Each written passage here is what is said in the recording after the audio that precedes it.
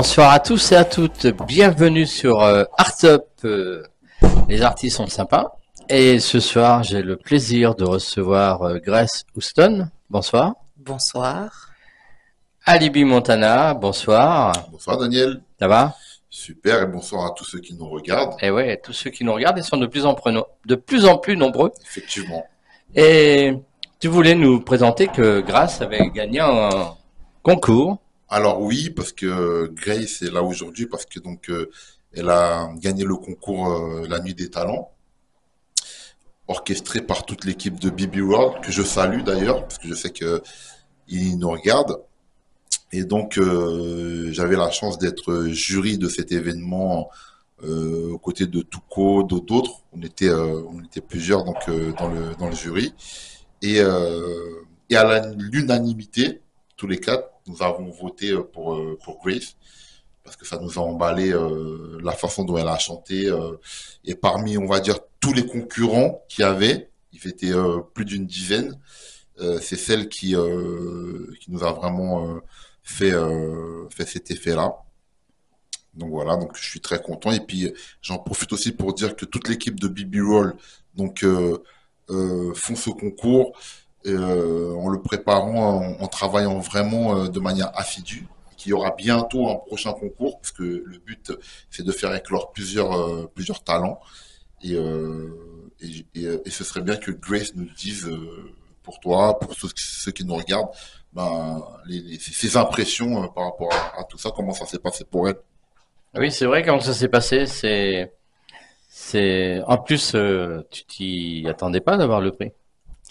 Alors, comment ça s'est passé? Déjà, ça s'est très bien passé. Et d'ailleurs, je remercie toute l'équipe organisatrice de cet événement, puisque donc c'est ce genre d'événement en fait qui permet aux personnes qui ont du talent justement de pouvoir être connues. Parce que ça n'est pas parce qu'on a du talent qu'on sera forcément connu.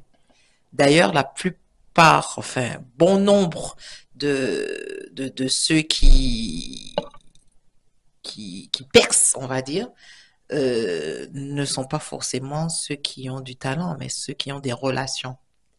Et donc, quand on a du talent et qu'on n'a pas de relations, ce genre d'événement aussi peut permettre à ce que le public puisse mieux nous connaître et aussi pour faire connaître en fait notre talent en fait. Voilà. Ça s'est passé quand et où? Alors ça s'est passé le vendredi 18, voilà. C'était j'ai un trou. Au doc. Au doc. Voilà, dans la C'est salle ça. du doc. C'est ça. Et, C'est ça. et À Paris.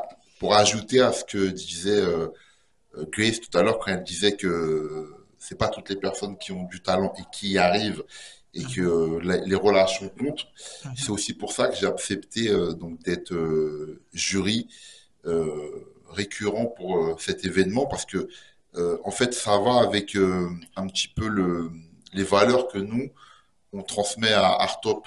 Exact. Donc, Majid et moi, c'est-à-dire que c'est le fait justement de mettre en avant des artistes. Et c'est pour ça que, au sein d'Artop, on a décidé de proposer une formule accessible, justement pour permettre aux artistes de se faire connaître et d'atteindre des objectifs. Voilà, c'était une petite parenthèse. En tout cas, merci pour ça. Et, parce qu'en fait, rien n'est, voilà. Rien n'est évident en fait. Et puis surtout, rien n'est acquis, hein. Absolument. Voilà. Rien n'est acquis. Ouais. Rien n'est acquis et il faut travailler pour ça. En tout cas, merci pour Artop. C'est un plaisir, Grace. Voilà, c'était tout pour moi, tout ce que je voulais dire et je vais vous laisser en tête à tête maintenant pour. Et il faut pas oublier non plus que au mois d'août, tu as un événement au Salon Hoche. Alors, c'est le 23-24 voilà. au Salon Hoche des Champs-Élysées. Voilà, à Paris. Donc, je serai parrain de la nuit des entrepreneurs. Donc, ça se déroule sur 2 jours. Et donc, je me produirai donc le 23. Donc, le 23, ce sera en mode concert. Et le lendemain, le 24, ce sera plus dîner. Et ce qui est bien, c'est que l'année dernière, cet événement avait permis aussi à plusieurs artistes de trouver différents plans. Ça veut dire que il y a des chanteuses qui ont signé des contrats de make-up avec aussi des coiffeurs. Il y a des jeunes réalisateurs qui ont trouvé des boîtes pour produire leurs courts-métrages. D'ailleurs, il y a Chiwan, qui est un jeune réalisateur qui était venu m'apporter un scénario ici à Artop pour jouer le rôle d'un créateur de mode et qui a trouvé donc une boîte pour financer son court-métrage dans lequel je vais jouer. Et c'est-à-dire que c'est vraiment un événement utile. Donc 23, 24 août au Salon Hoche des Champs-Élysées. C'est vraiment à ne pas rater, aussi bien pour les professionnels que pour le public qui veut venir s'amuser, parce que je ne serai pas le seul à prester. Il y aura aussi d'autres artistes qui vont prester. Et il y aura aussi un autre footballeur. L'année dernière, c'était Mathias Pogba, qui était parrain avec moi. Cette année, il y aura un nouveau footballeur et on va dévoiler son nom le 14 juin lors de la conférence de presse de l'événement. Voilà. D'accord. Merci Daniel. Voilà, donc faut pas oublier 23 et 24 août au Salon Hoche, qui est avenue Hoche, voilà, dans le 8e arrondissement. Et avant ça, le 22 juin, je serai en showcase à Drancy. Ah oui, le 22 juin, donc voilà. Ce mois-ci, 22 juin à Drancy, voilà, pour retrouver Alibi Montana. Voilà, merci beaucoup Daniel. Merci à toi. Merci Grace, merci à tous. Alibi. Alors, eh bien maintenant nous sommes tous les deux. Absolument. Bienvenue à tous ceux qui nous suivent. Alors, beaucoup te connaissent, beaucoup vont te regarder ce soir et ne te connaissent pas. Oui, oui. Quel a été ton premier pas, ton premier contact dans la musique? Alors, il faut dire que j'ai commencé à chanter dès l'âge de 3 ans, d'accord? Et dans un milieu que l'on appelle le milieu gospel, et ça a été très formateur pour moi. Et j'ai continué à chanter et effectivement, en tout cas aux Antilles, etc., j'ai fait certaines scènes avec certains artistes connus, Tania, Saint-Val, enfin d'autres qui sont connus, d'autres qui sont plus ou moins connus. Mais ça a toujours été ma tasse de thé, on va dire, chanter. Puis c'est devenu mon métier, puisque je suis aujourd'hui coach vocal. Alors, d'ailleurs, tu étais en Normandie, là. Tu étais à Quillebeuf-sur-Seine. Absolument. Hein, au mois d'avril. Absolument. Hein? Je fais régulièrement des pianos-bars. J'interviens, je fais des prestations au Créole Avenue, au Kofi India. Voilà, je me produis souvent, soit avec mes musiciens ou soit en collaboration avec d'autres groupes. Voilà. Ben justement, tu vas nous en parler. Hein? Tu vas nous parler de tout ça. Très bien.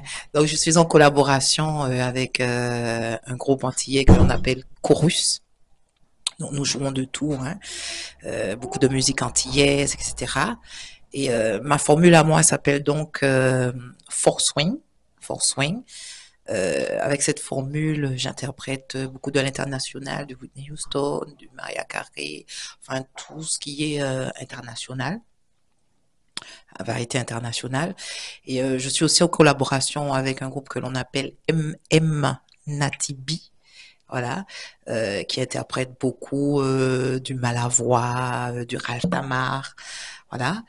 Et donc j'ai omis de dire que avec la formule Force Swing, nous interprétons beaucoup aussi de variétés françaises. Et donc à la demande, j'interviens pour les anniversaires, les mariages, voilà, pour tout type d'événements en fait. Voilà. Alors dis-moi, tu as commencé très jeune. Oui, oui. Comment tes parents ont-ils réagi quand tu as exprimé ta passion pour la musique? Alors, mes parents, ils étaient dans la musique eux-mêmes, ouais. ont toujours été. Oui, oui, ma mère chantait dans les chorales, voilà. Mon père était saxophoniste. Et donc, mes frères aussi, j'ai un frère qui est batteur, j'ai un autre qui est pianiste. Et donc, toute la famille est un peu, enfin, baigne, en tout cas, même les grands-parents, les tantes, etc., baignent dans la musique. Mais par contre, je suis la première de la famille qui a fait de la musique mon métier. mon métier. C'est sûr que, quelle que soit la famille dans laquelle on est, faire de la musique son métier n'est jamais évident.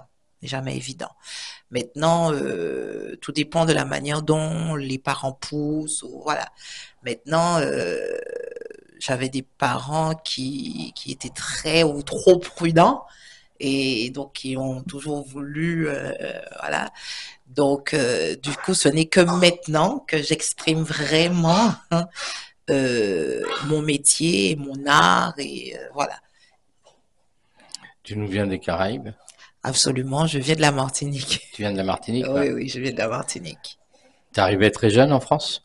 Alors, non, il n'y a pas très longtemps que je suis là, il y a quelques années, mais donc j'ai vécu donc une partie de ma vie, une vingtaine d'années en Martinique, un bon nombre d'années en Guadeloupe, et donc maintenant j'ai choisi de m'installer ici en métropole. À quel moment as-tu réalisé que la musique était plus qu'un simple passe-temps et que tu voulais en faire une carrière? Dès l'âge de 10 ans, on va dire, puisque à l'âge de 10 ans, j'ai fait ma première formation de chef de chœur. Je me souviens encore, mon prof d'orchestre, on m'installait en fait sur une chaise et je dirigeais une chorale de 80 élèves. Et donc, c'est elle qui m'a, Madame Lorne, qui m'a appris à orchestrer une chorale, etc. Et la lecture des partitions ensuite est venue après lors de mes autres formations. Mais depuis cet âge-là, j'avais su, en tout cas au fond de moi-même, que la musique aurait été mon métier. Tu écris? Absolument. J'ai Alors, écrit, d'ailleurs, j'ai interprété l'une de mes compositions durant le concours, qui s'appelle La roue tourne. quels ont été tes premiers pas dans l'écriture? Alors, Et tu t'inspires de quoi? Alors, mes premiers pas dans l'écriture ont été plus orientés au niveau du gospel, puisque j'ai baigné toute mon enfance dedans. Et donc, il y a quelques années, j'ai décidé effectivement de m'ouvrir et d'aller vers le profane, on va dire, entre guillemets. Voilà, et donc écrire des musiques sur la vie, sur l'amour, sur tout ce que, voilà, sur tout autre sujet. Maintenant, j'écris aussi à la demande. Il y a des compositeurs enfin des auteurs plutôt, donc qui me présentent leur musique, comme justement La roue tourne. C'est donc la musique de Monsieur Camille Breter. Il m'a fait part de la musique et donc j'ai écrit les paroles et la mélodie. Voilà. Alors, une petite question. Grace Houston, Oui. c'est ton vrai nom? Non, non, Grace Houston, c'est donc mon nom d'artiste. C'est ton nom d'artiste, Absolument. qui n'a rien à voir avec Whitney Houston. Non, non, qui Hein? n'a absolument rien à voir. Rien à avec voir. Whitney Houston. Et pourquoi avoir pris ce nom, Grace Houston? Alors, il y a quelques années, quelqu'un m'a dit, à partir de maintenant, écoute, on t'appellera Grace. Et donc, c'est resté.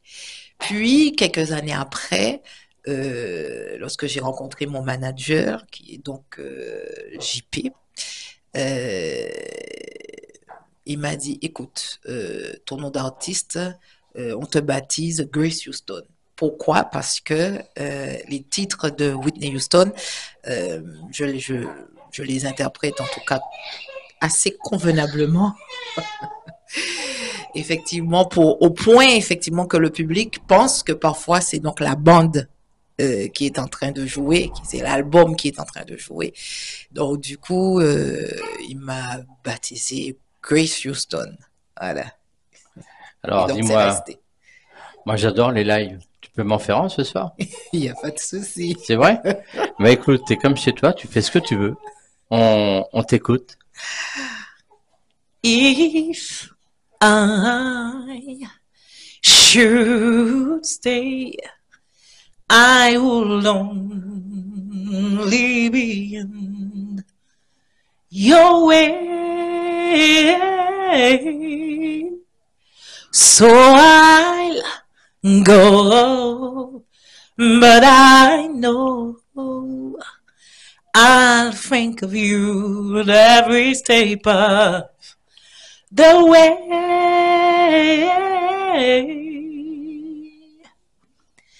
And I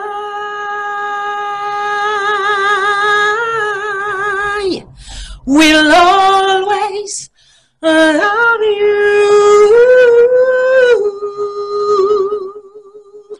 Will always love you.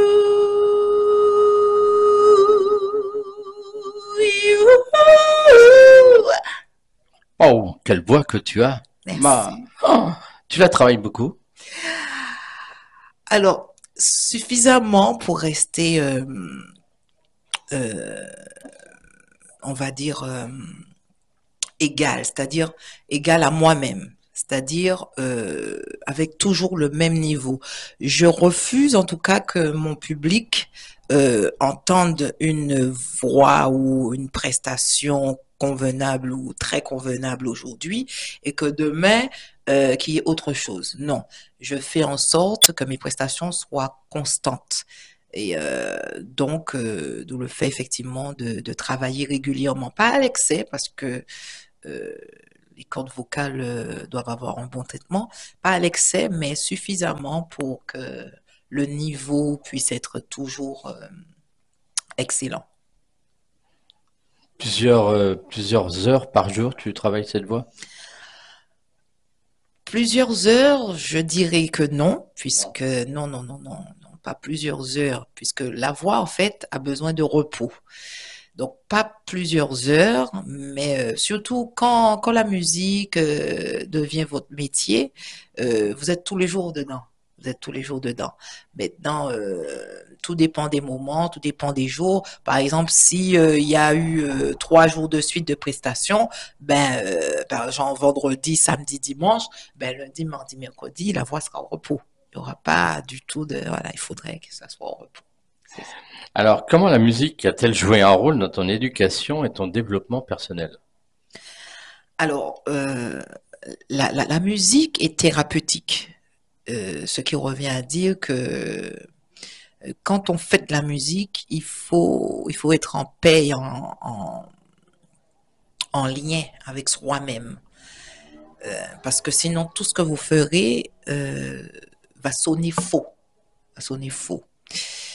Et donc, du coup, la musique a joué un grand rôle dans ma vie, puisque lors de tous mes bas, en tout cas, la musique a toujours été là pour me dire ou pour me faire savoir, attention, tu as une mission. Ta mission, c'est de chanter. Ta mission, c'est d'écrire. Ta mission, c'est de donner la joie aux gens. Ta mission, c'est de transmettre quelque chose aux gens, à ton public, aux personnes qui t'écoutent. Et donc, si toi, tu baisses les bras, si toi, tu défailles, non, ça n'est pas possible. Alors, relève-toi. Et par une musique ou par une autre, j'ai toujours trouvé la force, en tout cas, de me relever ou de reprendre goût à la vie. C'est clair. Quels ont été les défis auxquels tu as été confronté en tant qu'artiste? Et surtout, comment les as-tu surmontés? Alors, les défis, parfois, pas parfois, la musique en elle-même, le domaine, on va dire, de la musique, c'est un domaine ingrat, mine de rien. Et donc, parfois, vous voyez des personnes qui sont à la télé ou qui sont connues, etc., qui n'ont pas forcément, bon, on va se dire la vérité, parfois les gens n'ont pas votre niveau, le potentiel en tout cas que vous avez. Et voilà, les projecteurs sont sur eux, voilà. Et donc, le défi justement a été de me dire que ce que j'ai dit au début de l'émission, ce n'est pas tout ce qui brille qui est de l'or. Et l'or, pour que l'or soit découvert, il faut que l'on cherche l'or. C'est-à-dire qu'à la base, l'or est caché. Et le défi était de me dire que même si tu n'es pas encore connu, même si tu n'as pas encore percé, mais continue. Un jour, quelque chose va se passer, quelqu'un va te voir, tu vas rencontrer quelqu'un. Et lorsque j'ai rencontré mon manager, Il a été aussi le vecteur euh, de ce que je suis aussi aujourd'hui parce que c'est lui qui m'a poussé, qui m'a dit non, non, non, non, n'abandonne pas. Tu as une voix, il faut qu'elle soit connue. Tôt ou tard, de toutes les manières, quelque chose va arriver, quelque chose va se passer. Voilà. En début d'émission, avec Alibi Montana, on parlait de ce concours que tu as gagné. Oui. Euh, Quelle impression tu as eue? Enfin, il y a eu des votes, tout ça. Il y avait plusieurs candidats et candidates. Et là, tu gagnes. Tu l'as ressenti comment? Alors, C'est une déjà, joie pour toi? c'est forcément une joie, mais pas n'importe quelle joie. C'est-à-dire que quand je suis venue à ce concours, mon état d'esprit était plus dans le partage. Voilà. Parce qu'il ne faut pas oublier, la musique, c'est d'abord le partage. Si vous chantez juste pour vous faire voir ou pour prouver à quelqu'un que vous chantez, il y a quelque chose que vous n'avez pas compris. Et donc, je suis venue à ce concours pour partager un moment de joie, un moment de bonheur. Maintenant, je me suis dit, si je gagne ce concours, ce sera tant mieux et ce qui devra arriver m'arrivera. Mais et donc je suis contente parce que aujourd'hui, au travers de ce concours, je me dis que mon talent a été reconnu. Mais il y avait effectivement d'autres candidats qui étaient aussi talentueux. Euh, mais effectivement, on n'était pas non plus sur le même registre. Parce que c'est vrai, il y avait un concours, mais il y avait beaucoup de toasts, etc. Maintenant, oui, je suis heureuse d'avoir gagné ce concours, mais dignement, dignement. Et il n'y a pas eu de... et même les autres candidats, tous, sans exception, après le concours, ils sont venus et m'ont félicité de ma prestation parce que non plus il n'y avait pas aucune empreinte d'orgueil ou de Mm. voilà de non non non non je ne pense pas qu'il faille voir la musique comme ça et ni faire la musique comme ça, voilà. Tu joues d'un instrument de musique? Alors pour être prof de chant, en tout cas coach vocal, il faut quand même jouer ou en tout cas toucher à un instrument.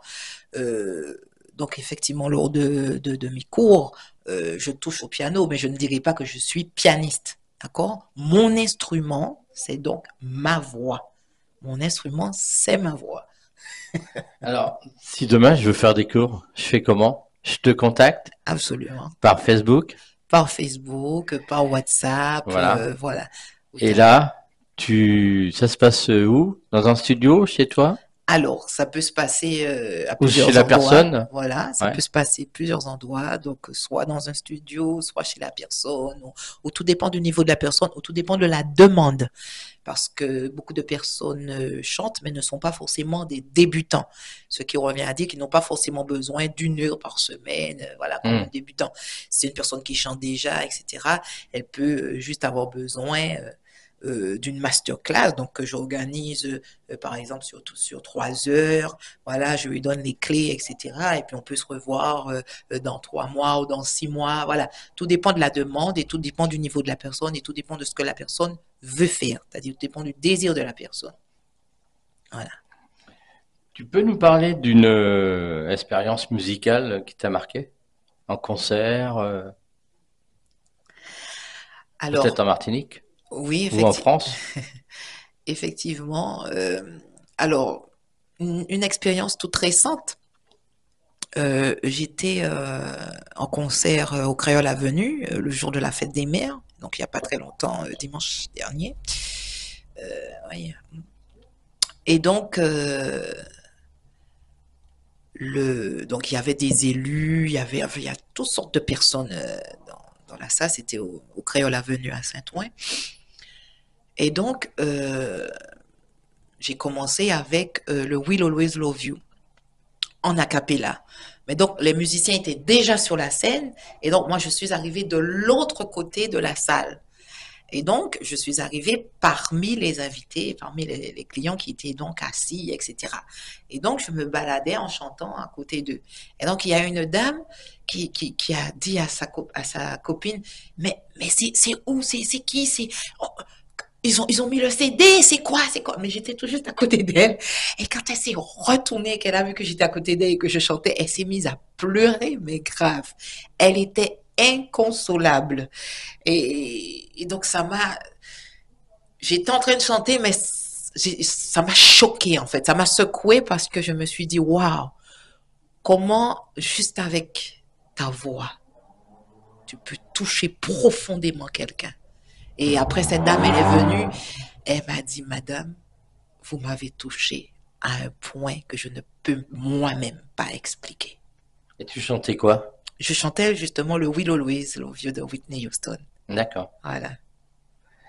Et au concours, tu as chanté une composition à toi? Oui, oui.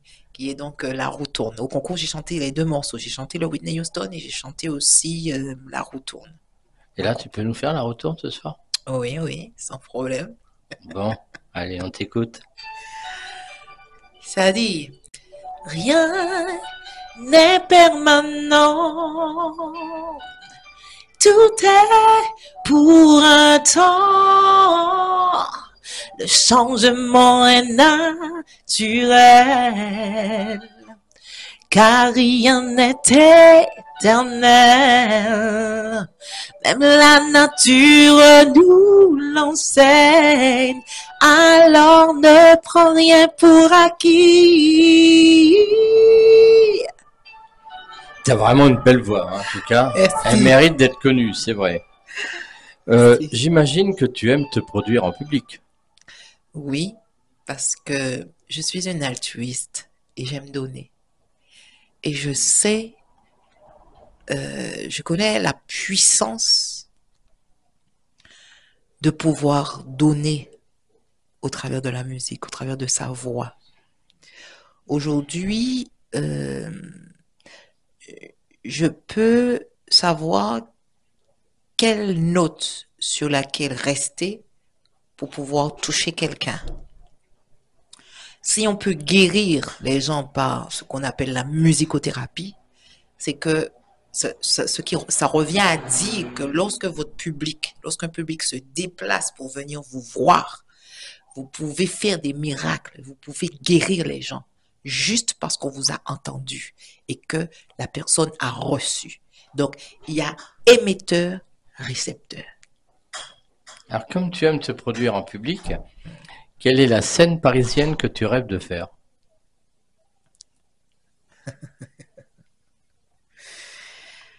Alors,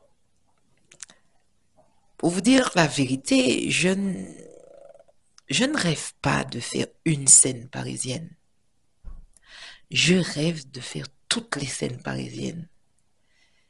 Pourquoi? Parce que mon objectif, c'est de donner le plus que je peux et le mieux que je peux.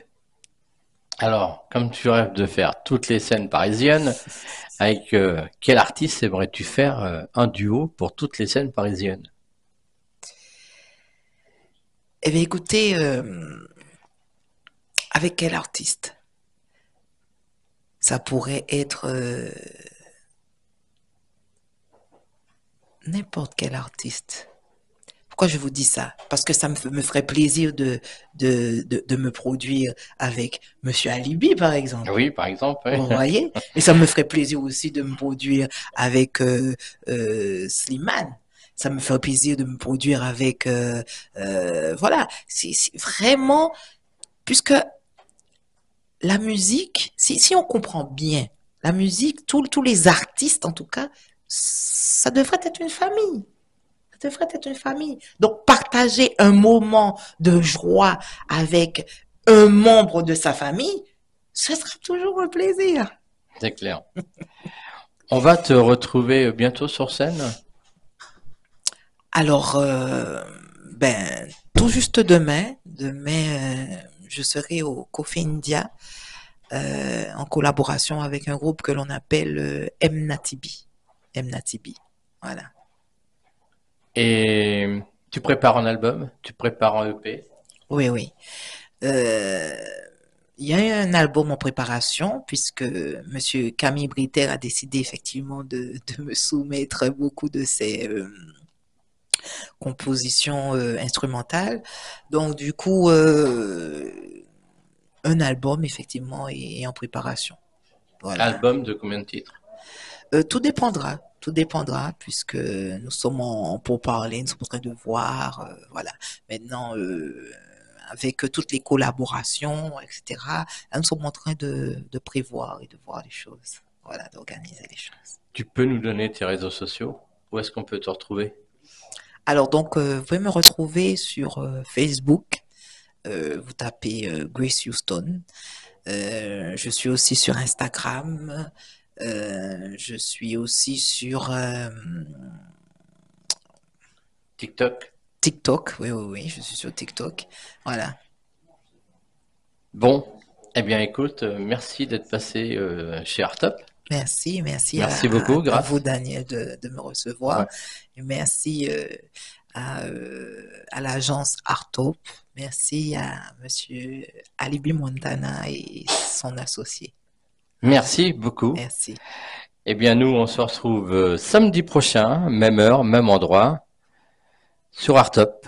Bon week-end. Bye bye. Salut. Salut.